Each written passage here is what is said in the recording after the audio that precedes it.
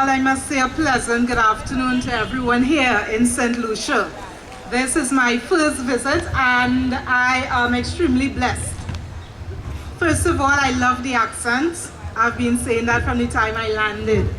I would like to thank Valika and Suwan from ProSafe for their continued work and determination to enlighten and educate the nation of St. Lucia, but more so for their stance against domestic violence and abuse, against sexual assault, and to be using their voices most profoundly to speak out for all those victims who are too scared to speak for themselves, to speak for the children who continue to make their reports, but there are no voices for them. And as a people, we all need to stand together, not just as St. Lucia, but as a region, to combat this stigma, this crime, which we call domestic violence and abuse.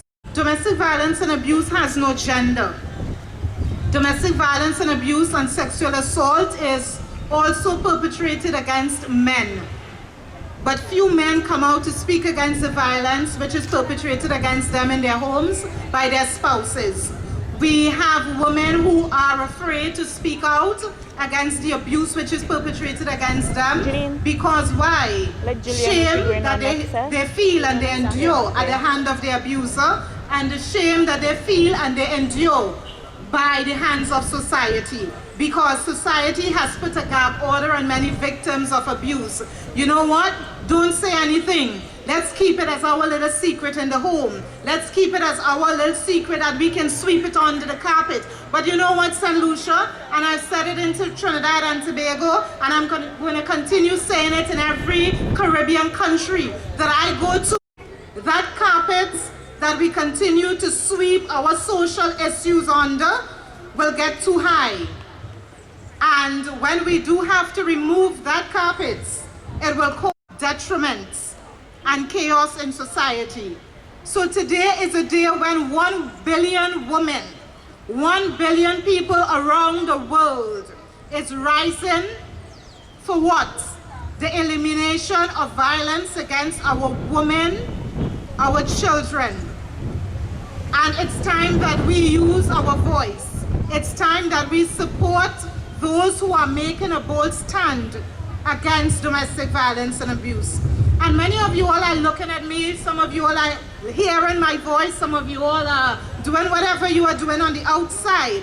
But as I stand here before you, I do not just stand as a woman, I stand as a survivor. I stand as a survivor of sexual abuse from the age of 6 to 15 years.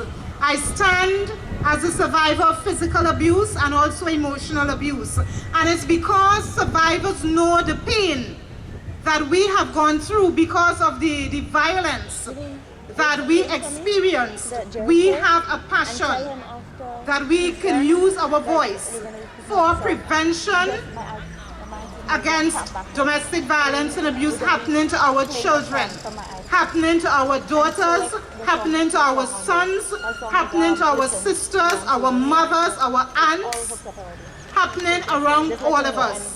And many of the myths that we hear about sexual assault, it doesn't happen to certain people in certain economical bracket. You know what? Let's clamp that down, because I grew up in one of the best economical status or societies that there is in Trinidad and Tobago, and it was going on behind my closed doors. When everything looked nice on the outside, there was pain, there was suffering going on behind closed doors. And you know what I had to do for years? I had to wear a pretty mask.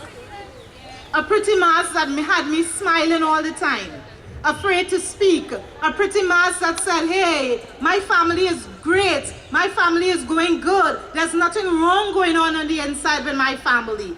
But in reality, I was beginning to bleed. That mask that I was wearing for all those years, blood began to come through that mask, because I grew up as someone who was very angry. I was living with rage. I grew up being very distrustful of people. I grew up also with a hatred for my male gender because of what I endured And my healing was not a pretty one. My healing was not a nice one. My healing was one where I had to undergo a lot of counseling, a lot of trauma therapy. But you know what? I stand here today and I can boldly declare my name as being Shirna Benjamin, because I have removed that mask. I have come away from the silence. I have broken that. And I'm asking St. Lucia today, I'm asking those of you who represent your families today, as the sun is in the sky and as you're feeling the warmth of the sun, that you also feel the warmth of someone who is also bearing that burden of being sexually assaulted, bearing that burden of being abused by their husband, by their boyfriends, by their girlfriends, because we have some women, because of the pain of abuse, we do not know how to reach out and accept that love. So when you get a man who is showing you that love, hey, what, you know what? You're gonna be toxic. You're gonna be entering into a toxic relationship. So you lash out at that person who is giving you that love, which may be the male, which may be the female. But I'm here today to tell you that all is not lost. There is hope, and hope will continue to rise. With each day that the sun comes up, with each day that the moon comes up, with each new dawn, there is a hope. There is hope that survivors can rise. There is hope. And education is one of the things which is going to bring that hope. Many times we ask that there be direct intervention. But for there to be direct intervention, we need direct education. We cannot have direct intervention without education. There is too much stigmas. And I speak also for every relationship that there is. Domestic violence and sexual assault does not discriminate. Whether you are in a relationship that stands with a woman and a man or with the other genders, domestic violence does not discriminate. It is in every relationship. And the only way that we can reduce it is as we stand together, as we get educated, and as we use our voices to speak out against this crime, because it is a crime. That we speak for the women who have died at the hands of their abuser, that we speak for the children who are being raped right now, that we speak for the women and the men who are being trafficked throughout this region called the Caribbean region. Our women are being trafficked, our women are being used as sex slaves throughout the world, and it is time as a region that we stand and we use our voice to speak for them. Right now their bodies are being sold. And it is one of the most lucrative business there is in the world, human trafficking. You know, I use my voice today to speak again for our children, our gems.